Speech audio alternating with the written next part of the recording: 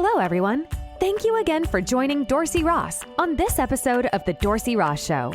In this episode, Dorsey interviews another special guest that will give you hope and inspire you. Hello, everyone. Thanks again for joining us on another episode of the Dorsey Ross podcast. Today we have a Chris Cowan, who is a contributor to the Babylon Bee. He was born and raised in the socialist utopia, California. Chris was once so progressive that Tumblr named 2 new genders after him until he discovered his forbidden love for plastic straws and a baby seal lover. Now he perpetuates the patriarchy by raising 3 masculine boys with his incredibly hot wife. You can hear Cowan's sultry voice and social commentary on the comedy podcast Stunning and Brave. Chris, thank you so much for joining me today. Thanks. And I should probably clarify that most of that bio is a complete fabrication, but I appreciate you reading it so deadpan anyway. So yeah, no problem. Probably not that first line, no, but other than that, it's probably a lie. Yeah, I've never been like super left leaning, so that part is the lie. But yeah, I was born and raised in the socialist utopia of California, where everything is just so wonderful and smooth thanks to daddy government. And I do have 3 amazing boys, 12-year-old twins, almost 13 now actually, and a 9-year-old. One of the twins is severely mentally and physically disabled, but he's an absolute sweetheart. And I do have a lovely wife. So nice. Those are the true parts. And I write for the Babylon Bee. So there you go. And we'll talk most about that today. With you writing about that. Absolutely. As you already said, you're a contributor for the Babylon Bee. How did you get started writing for the Bee? Yeah. So it kind of basically, I have a friend who at the time was like one of the first employees of the Babylon Bee, and he was the one who, if you ever see like a lot of their epic photoshops, that was my buddy Ethan. And so I don't know how much detail you want, but basically, okay. So I'll give you the story because I'll give you a little more detail because I don't know, it's kind of funny to me anyway. But so my wife and I'm sitting right now in my office/studio, and my wife and I posted a photo of the 2 of us standing next to some drywall we had recently hung because I remodeled this studio. It was just a shed before. And I'm not very handy. I don't really know what I'm doing. I'm learning best I can how to be handy. And so the photo we posted of the 2 of us next to the drywall was like our moment of pride of like, hey, look what we did.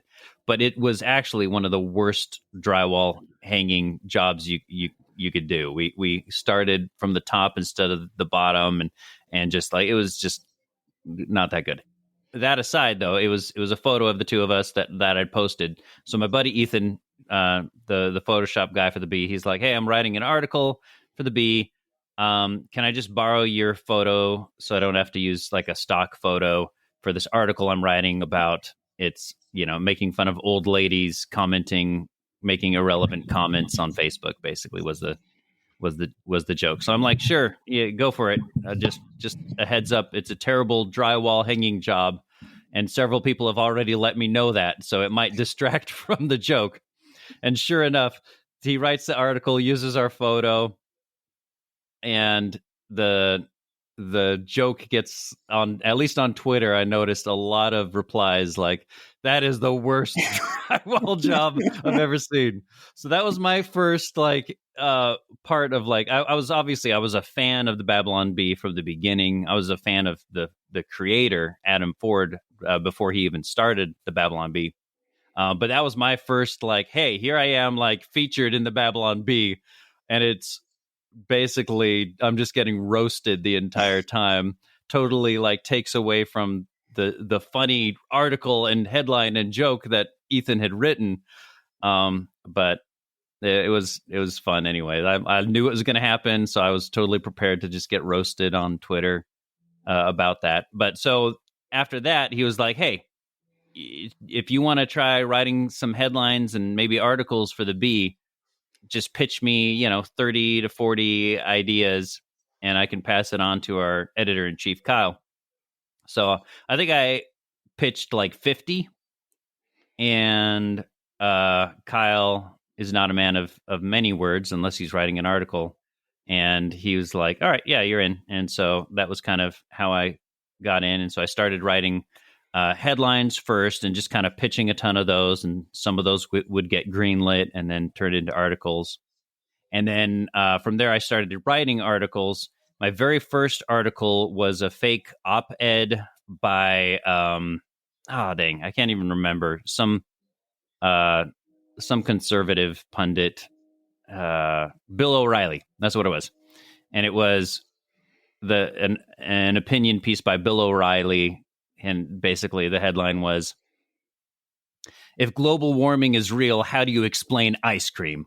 And it was just, it's just like the dumbest, just dumb humor, which I kind of like. So that was my first one. And since then I haven't counted, but I've gotten to write quite a few articles.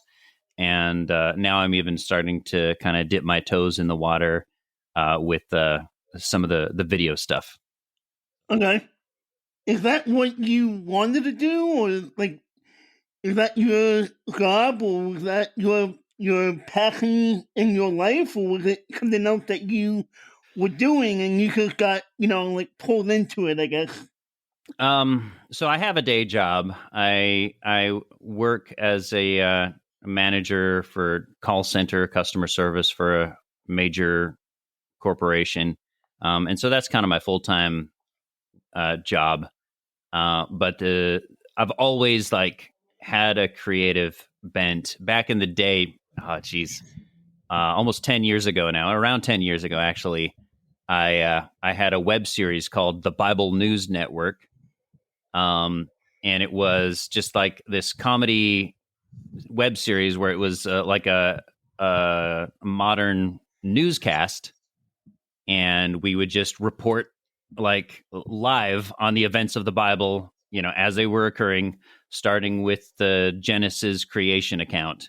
And so I've always had a thing for kind of writing scripts. I mean, I was writing when I was probably 11, writing scripts for puppet shows for Sunday school, and then I'd go and perform, dumb little puppet shows for kids at Sunday school. So I've always had that kind of in me, I just always need to have some kind of creative outlet. And so getting to be part of the Babylon Bee and getting to kind of be part of, this kind of newer brand of fresh, Christian humor that isn't so tied down by, necessarily what's going to offend people, Right. is really exciting. For those of us that don't know what the Babylon Bee is, can you explain that to us? Yeah. So the Babylon Bee is it started as a Christian satire website. It was really just one guy, Adam Ford, who was he was a cartoonist that had some Christian cartoons that went viral. And so he started the Babylon Bee. And then the other guy, Kyle, who's the current editor-in-chief, jumped in and kind of started writing. But it's basically, it's a satire article website. So they just pump out tons of, hilarious headlines of, fake news. But it's supposed to be obviously fake news. People don't always realize that, but it's supposed to be obvious. fake, so that it's not, not trying to fool anyone. But and so yeah, that's what it does. So satire, I think, is a very useful tool for obviously for entertainment purposes, but also just for like humor is such a great way to get to the truth of something, because it's one of the best ways to point out faulty logic or faulty beliefs is by poking a little bit of fun at it with with some jokes, and so that's ultimately what it does. And so it does that primarily from a Christian conservative / libertarian perspective. And so if you're familiar with The Onion, it's it's kind of a Christian version of that. Because you got to have Christian versions of everything. Yeah. Well, like you said, you mentioned, some people don't realize, that that the Babylon Bee is humor, but some people, think it's, actual truth. And that goes into my next question. How do you get to, to that line of it so close to reality, yet you're able to have humor into that? How does that work? It has been increasingly challenging because the world has gotten increasingly ridiculous. So the challenge is like, how do you make fun of something that already is like, it is the parody of itself? Like when you're in a place now where you have, people comparing January 6th, which I'm not, I don't want to downplay January 6th and, people, rioting on the Capitol building, that's not cool. But when you have the president and vice president comparing that to 9/11 and, the Pearl Harbor attack where thousands of people died, it's like, that is ridiculous. Like that is parody of itself. How do you make fun of that kind of thing? And so that is kind of a moving target. And often what we'll find is we will make a joke that later on down the line, and this is a running thing if you visit notthebee.com, or sometimes on Babylon Bee as well. But there's this running joke that Babylon Bee is prophetic, where we will tell a joke and be like, okay, this is ridiculous. Obviously, we're making fun of, where the culture is now. And then like, sometimes it's a year later, sometimes it's a couple months later, sometimes it's like the next day, whatever that thing is we're making fun of actually like happens. And then we're just like, well, how do you make jokes when everything that's happening is such a freaking joke? And that is just constantly a challenge. And I think it speaks to, in many ways, kind of the cultural divide that we're seeing here, as this country continues to get more polarized, and we have people at such extreme ends of the spectrum, and everything now is political, and everybody is like, for some reason, like, striving to virtue signal and like over demonstrate their wokeness, and especially as we have this culture where nobody can ever be woke enough and nobody can ever be like politically correct enough, and everyone lives in fear of like being canceled, or like, oh, if I use a plastic water bottle in my Instagram photo, or oh, if I don't use the proper preferred pronouns for this person, or oh, if I, acknowledge that there is such a thing as biological sex, like we've become such a culture that's so afraid of offending, and so afraid of not being woke enough, that we just go like, it's going to crazy extremes so fast, that as people whose job it is to make fun of that, it's honestly, it's hard to keep up sometimes. Right. What made the Babylon Bee do more, political articles when, in the beginning of it, of the Babylon Mhm. Bee, you guys Mhm. were doing more like, making fun of Christians or making fun of religions and things of that nature. Yeah. And as I'm not the primary decision maker when it So comes to that stuff, but I can definitely speak to, my experience. I mean, first of all, they did, I think Babylon Bee came out in around 2016. And so there were a lot of political jokes from the beginning. And there continues to still be lots of Christian and church related jokes. Those are often some of my favorite ones to write, are the ones that are a little bit like, poking fun. I grew up in the church. I'm a pastor's kid, so I know all the things to make fun of when it comes to, church culture and running a soundboard and all that fun stuff. So my so it's we've always had like the both political and Christian humor from the beginning. But what happens is you're really, what you're going to see 9 times out of 10 on social media and that kind of thing is the political humor, simply because that resonates with a wider audience, because not everybody who's it resonates with the people who might not be Christian, but they're tired of the woke culture and the it resonates with people who are kind of tired of being told, oh, you have to think this way, otherwise you're a bigot or you're going to be canceled or that kind of thing. And so it's just the political humor just, I think, resonates with a wider audience. I love doing the more niche humor as much as I can. The stuff that really only people who grew up in the church or who are really understand the inner workings of church culture.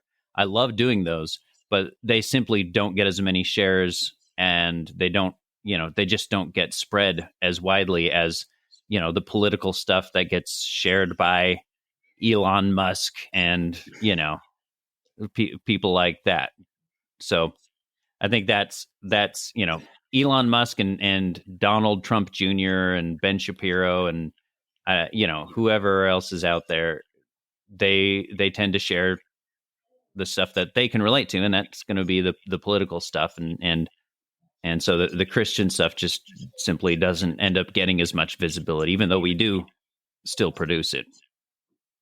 that makes a lot of sense, and I understand where you're coming from, with that aspect of it.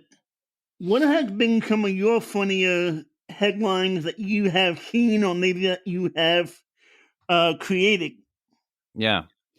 Well, speaking of niche church culture, one that I was just kind of proud of was the oh man, I'd have to like look up the headline, which is not that funny, but to have to do that. But basically, it was making fun of just the fact that within churches we're always like, oh, I'll be praying for you, man. I'll be praying for you, and you say it with the best intentions, but then do you actually remember to pray for that person later on? I don't know. So the headline I pitched was something to the effect of "Man squeezes in quick prayer before telling guy at church, oh, I've been praying for you." I totally butchered the the headline. It was much more beautifully crafted, trust me, in the final version. But just kind of making fun of that kind of stuff. I've done a few making fun of church soundboards and how like the backup worship singers are always turned way too low, so you can never hear them. I don't know if you've noticed that, but that's something I feel like I've run into a lot. But I think probably my one of my proudest ones in terms of just like getting the most viral visibility was we've run into a lot of issues with Snopes, the alleged fact checking website, and like some of their fact checks just don't make sense. Like, there's certain things where I'm like, okay, I get how someone could be confused and like, we need a fact checker to explain that this is satire. But they fact checked like articles. Like, one example of an article they fact checked was CNN purchases new industrial sized washing machine to spin the news. And they fact checked that one as if anybody on the planet thinks, oh, did CNN really purchase an industrial sized washing machine to spin the news? Like, who is asking for that fact check? That makes no sense whatsoever. But so like, we were running into these issues where Snopes was doing that. And then Snopes like was kind of starting to openly attack the Babylon Bee and say things like, oh, they're trying to spread false information and confuse people and that kind of thing. So anyway, this was kind of during the height of both the Babylon Bee and Snopes were kind of feuding a little bit. And at the same time, the presidential debates were coming on. And so my article was Snopes issues pre-approval for anything said by a Democrat during the presidential debates. And that one ended up being the most shared article on Facebook during the day of the debates. So I was pretty, I gave myself a little pat on the back for that one. Yeah. Has anyone tried to maybe sue the Babylon Bee because they were written about in your, in the articles? Not that I'm aware of. It's possible, but I'm not aware of anything like that. I think we've definitely gotten into some places where we're like, hey, we're going to have some lawyers on standby, but a lot of that has been more because people have tried to deplatform us, and fact checkers have come in trying to label us as false and spreading misinformation and like intentionally malicious.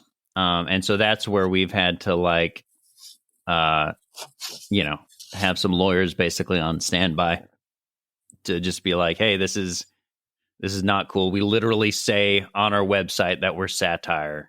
Our slogan is fake news you can trust. Like, nobody's trying to pull, the wool over anyone's eyes, and we're not trying to trick anyone into, there are websites that do that. There's websites that will be like, Bill Nye died, and they'll like post an article like that just because they know it'll get attention. And that is a fake news website. And I totally understand, deplatforming them.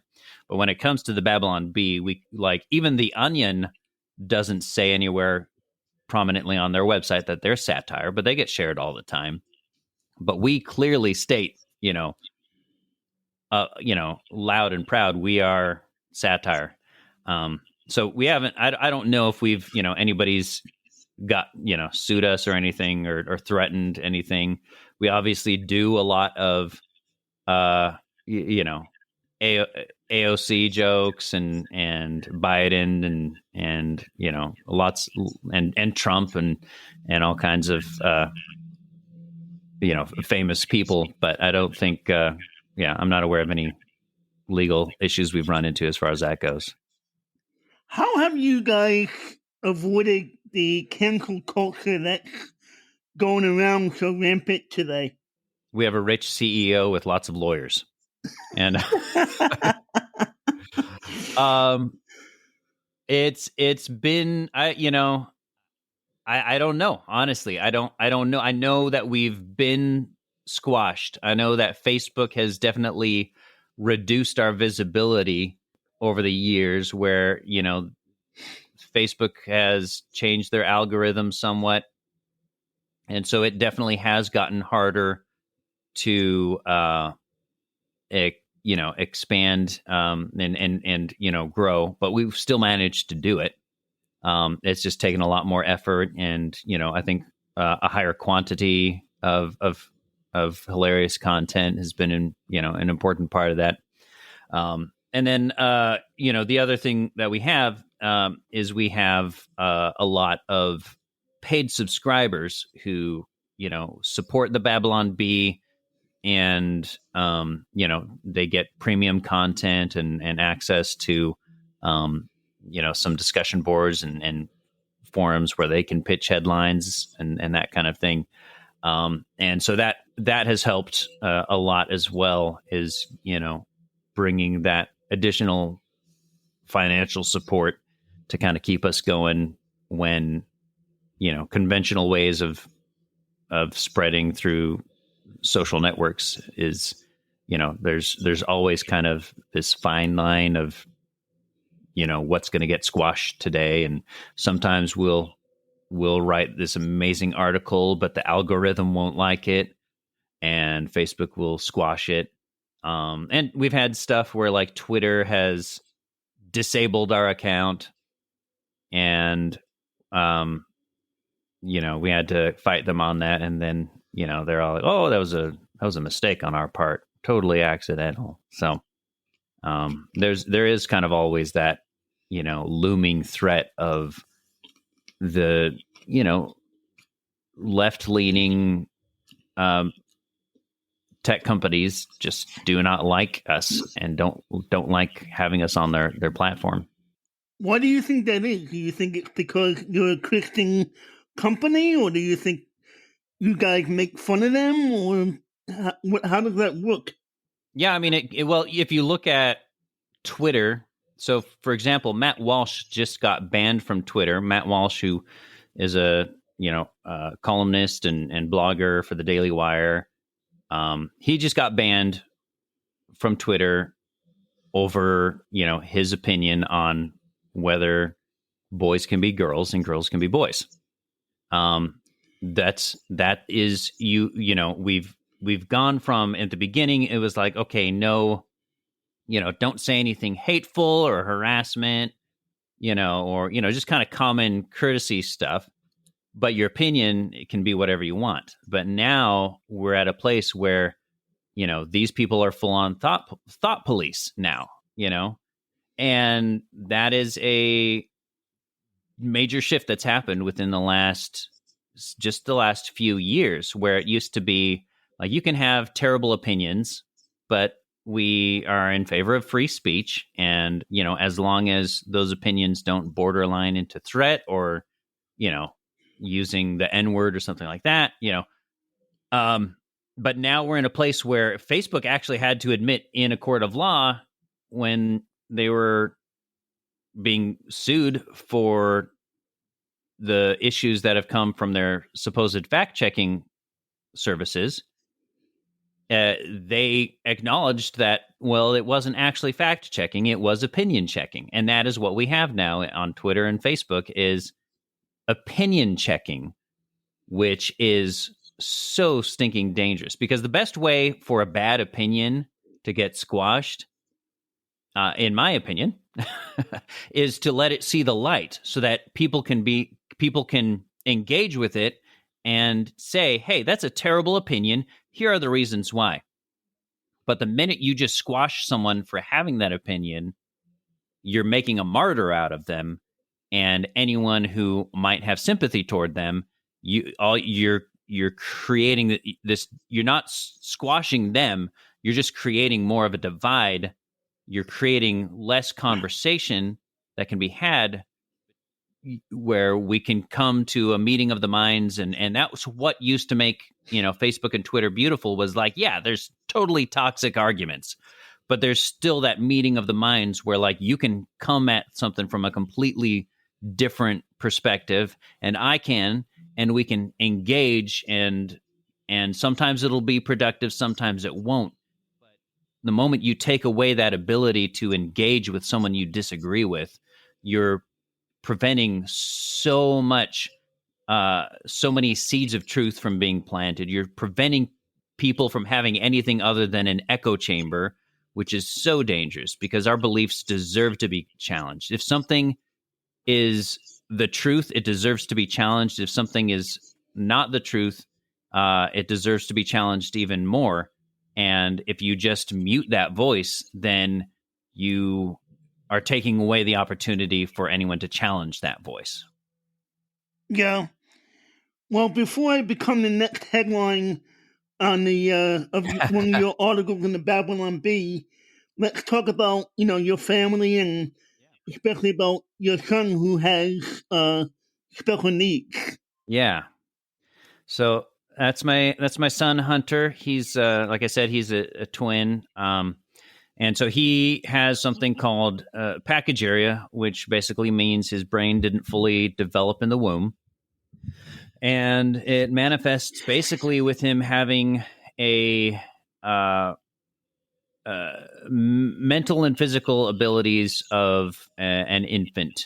And so, there's definitely it's been challenging. He's kind of, although his body is growing to the size of almost a teenager now, his mental and physical abilities are still at an infant level. So he's still just kind of a baby. And I would say this past year has definitely been one of the most challenging years with him. It's been, he's, as he's getting older, but remaining sedentary, there's just a lot of challenges because your body is created to be walking and moving normally. And that's how you avoid, well, he's developing scoliosis, and he's getting a pretty bad curvature in his spine. And we actually just last week had to take him in to get a G tube set up, and there's been some kind of bumps along the road with that. He's, and so, not to go into all of it, but basically it's, he's got a lot of needs that are very special. But at the same time, he's really sweet. And one of the things it's really done, I think, is when you have these challenges, it makes you that much more appreciative of what you do have. And in his case, yes, he can't move, he can't talk, but everything, basically, if you look at his chart, everything is at the 0 to 3 month level, except for the area he is the most advanced in, and not by a ton, but just a little, is his emotional and social development is just a little bit further along than all the others. And what that means for us is, even though he can't talk to us and we can't have a conversation, he can recognize our faces. He knows when I'm coming into the room, that I'm someone who loves him, that there's a connection there, and he can express happiness when we interact. He can express sadness and cry if there's something he needs, and he can cry if I leave the room and that kind of thing. And so even though it's the most basic connection you can have with someone, there is that connection there. I can see on his face and through his expression, and whether he's crying or laughing, that what I'm doing for him is having a positive effect. If he's unhappy with the show that he's watching and I change it to something else and he starts doing this adorable, contagious belly laugh, like, I can see, there is this connection, there is this cause and effect where I can do something for him and see that it enhances his experience in some way. And so even though I don't have much else, like the fact that I can have, a connection on some level with him is something I'm really grateful for, because I know people who don't have that with their kids. I've known people who, they might have a child with autism or something else like that, where they, their kid can walk and talk, but the connection isn't always there. So it's, I don't think the goal should ever be to compare to other people, but it definitely makes me grateful for what I do have with him. And yeah, so that's kind of in a nutshell. Yeah. My son Hunter. Yeah. Well, thank you for sharing. I'm grateful for that, and thank you for coming on the show today. Oh, thank you. It's been really awesome. Definitely. Well, guys, thank you again for joining us on an episode of the Dorsey Ross Show. I hope you enjoyed this episode, and check out the Babylon Bee, and I'll link the website of Chris's to this show notes. And until next time, have a great night. God bless. Thank you again for joining Dorsey Ross on this episode of The Dorsey Ross Show. Please like, share, and tell others about the show. Also, please check out the other podcast episodes. And if you would like, donate to this podcast and buy Dorsey a coffee. Thanks again for tuning in, and we'll catch you in the next episode.